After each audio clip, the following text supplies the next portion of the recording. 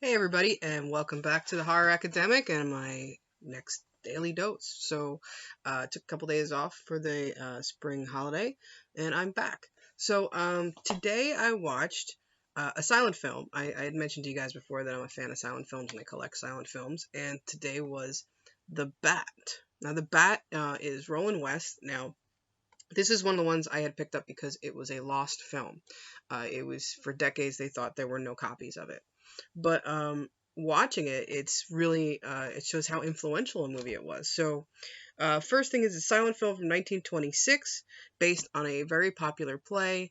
It's a bit of a whodunit and a haunted house movie all wrapped up in one. So it's not strictly a horror film, a bit more of a murder mystery, but it's kind of a lot of things at once. So the cool thing about the story is that you have a small group of people.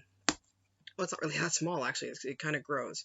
You have this group of people that are in a mansion, a supposedly haunted mansion, and it's because the one woman who's an older, wealthy woman is renting this mansion, and her niece is staying with her. She has her maid, who's a very devout, who's been with her for years, but apparently is also a bit of a country bumpkin, kind of scared her own shadow, kind of always suspicious person, who leads to a lot of the comedy.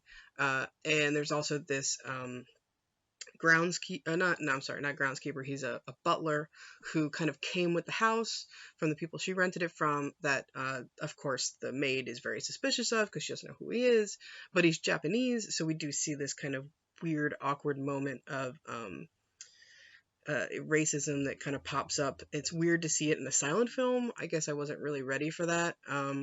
But in the end, they kind of just get over it, and he's just part of the group of people that they're all trying to figure out who's who. Um, the niece smuggles in under the guise of being a possible groundskeeper that she's hired her fiance, who turns out to also be a cashier at the bank. We see in little snips before the story really gets going that there is a criminal on the loose who goes by the name of the Bat, and the Bat is he's a bit of a cat burglar. Oddly enough, not a bat cat, but he's robbed banks, he's stolen things of great wealth, and he's also accused of having committed some murders as well, including, I believe, the owner of the bank. So to already have everybody's kind of like on edge because there's this killer on the or criminal on the loose, and that's one of the reasons why the maid is instantly like jumping at shadows, because she knows this is a wealthy household, so they're a target.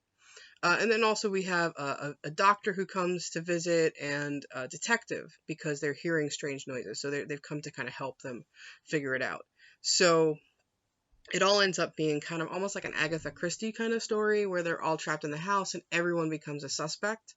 Um, I love the character of the aunt, the woman who's renting the house. She's so nonchalant and so in charge that she spends a good chunk of the movie kind of crocheting or knitting while everything's going crazy. Whenever she obviously knows that she's not really in harm's way, she just starts knitting, and people are going on and on, like they've got guns ablazing and everything, and she's just like, "Well, I know that that's not true," And I just love her character. She's really cool.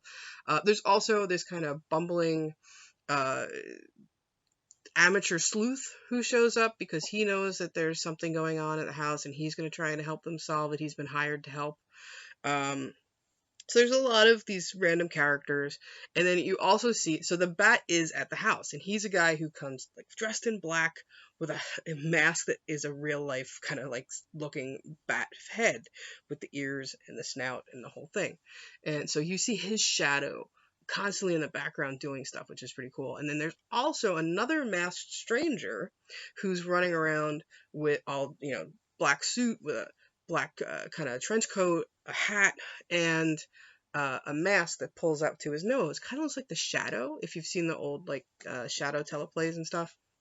So he's roaming around the house too, and you're not quite sure what the deal is with him. So pretty good, like suspense, mystery, lots of great things. It's really kind of a set piece where the house is the plot, the almost another character, because it's all the other locations are all so important.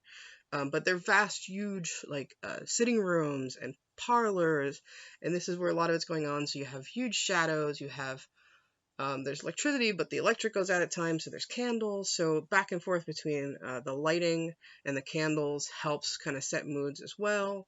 There's even a moment where they see up on the wall what looks like the bat sign. It's literally, a flashlight kind of spotlight with a bat logo, it seems, and it turns out it's really cute. It's actually a headlight pulled up with a moth on it, which I'm like, well, that's where that came from. And it is true. I had read online that this movie was a big influence on the creators of Batman. So that's really cool too.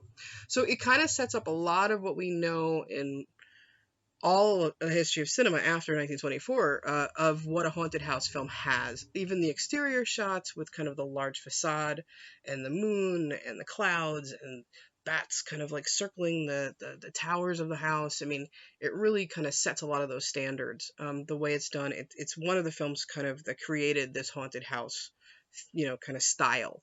Um, it also, I mean, there's suspicions for everyone, so it's got that, like I said, like this kind of Agatha Christie whodunit kind of storyline.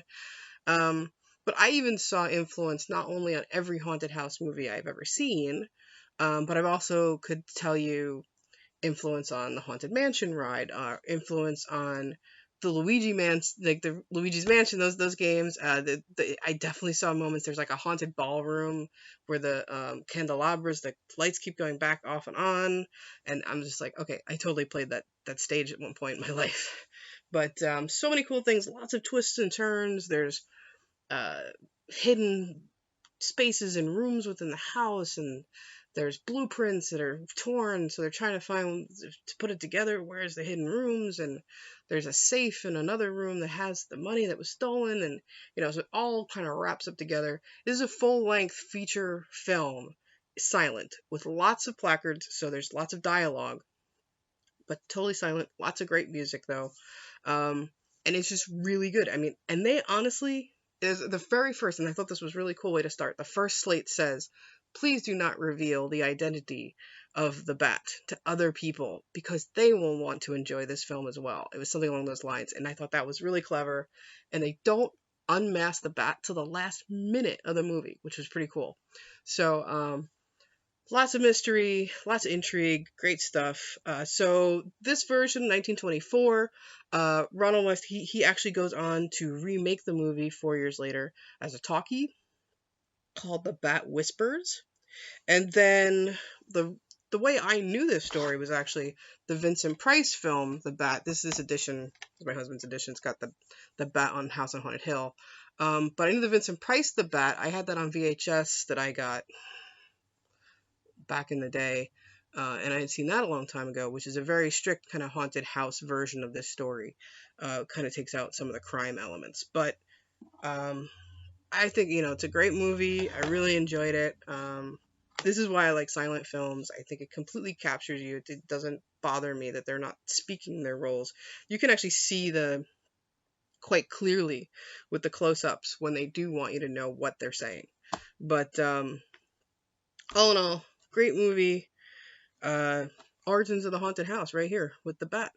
A silent movie classic, a former lost film, definitely out there now. If you can find it, check it out. Talk to you next time.